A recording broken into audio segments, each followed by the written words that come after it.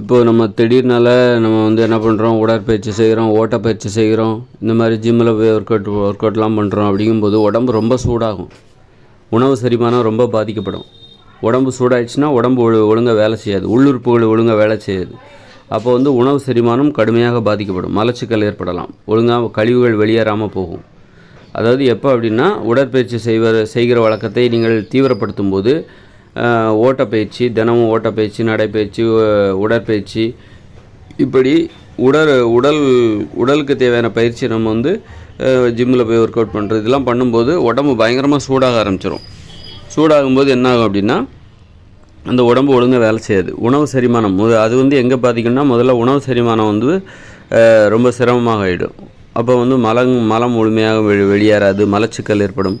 அப்போ என்ன பண்ணணும் அப்படின்னா, நம்ம இன்னும் வந்து உணவு முறையில் தீவிர கவனம் செலுத்த வேண்டும். எதெல்லாம் வந்து உணவு செரிமானத்தை தீவிரப்படுத்தக்கூடியது, எளிதாக்கக்கூடியது, உணவு செரிமானத்திற்கு உதவக்கூடிய உணவுகள் எதெல்லாம்?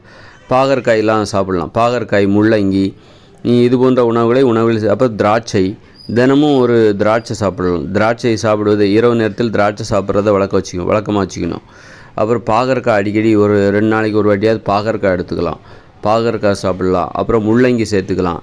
இப்படி கேரட்டு, பப்பாளி பழம், இப்படி உணவு செரிமானத்தை தீவிரப்படுத்துகிற, எளிதாக்குகிற உணவு முறைகளை இந்த மாதிரி உடற்பயிற்சி நம்ம எப்போ தீவிரமாக செய்கிறோமோ அப்போ வந்து உணவு செரிமானத்தை அதிகப்படுத்துகிற உணவுகளை நாம் சேர்த்துக்கொள்ள வேண்டும். அப்போ தான் வந்து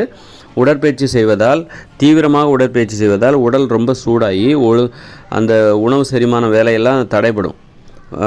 உள்ளுறுப்புகளின் செயல்பாட்டில் நிறைய தடைகள் ஏற்படும். நிறைய தண்ணி வேற குடிக்கணும்.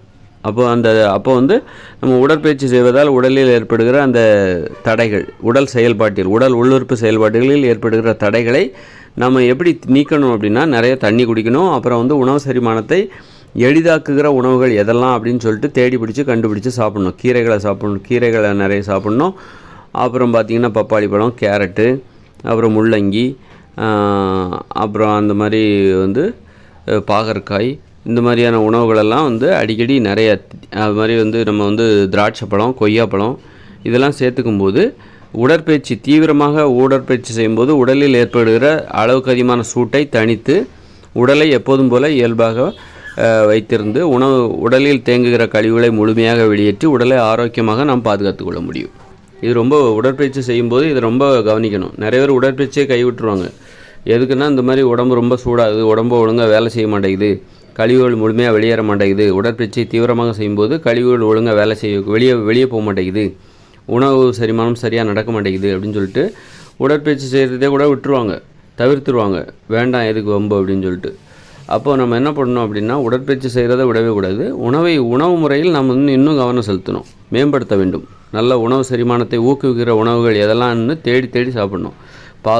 பாகற்காய், பப்பாளி பழம், கேரட்டு, அப்புறம் வந்து முள்ளங்கி, இந்த மாதிரி உணவுகளை திராட்சை, இந்த மாதிரி உணவுகளை தேடி நிறைய சாப்பிட்டோம்னா அப்போ வந்து நம்ம வந்து உடற்பயிற்சி தீவிரமாக செய்வதால் உடலில் ஏற்படுகிற அதிகப்படியான அளவுக்கு அதிகமான சூட்டை தணித்து உடலை எப்போதும் போல இயல்பாக ஆரோக்கியமாக வைத்துக்கொள்ள முடியும்.